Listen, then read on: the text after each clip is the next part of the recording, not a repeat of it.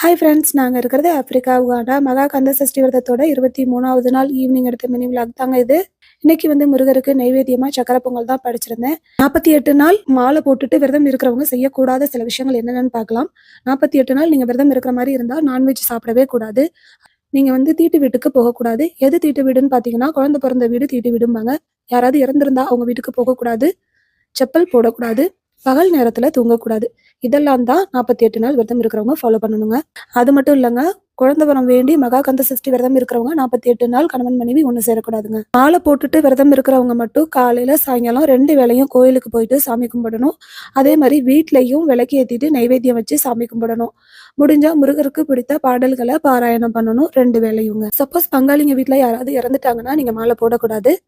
So நீங்கள் theta இருக்கிற பட்சத்தில் எந்த விரதமும் இருக்கக்கூடாதுங்க. ஏதாவது டவுட்னா கமெண்ட் பாக்ஸில் சொல்லுங்கள். எனக்கு தெரிஞ்ச விஷயத்த நான் பகிர்ந்துக்கிறேன். வீடியோ பிடிச்சிருந்தா லைக் பண்ணிவிட்டு சப்ஸ்கிரைப் பண்ணிக்கோங்க.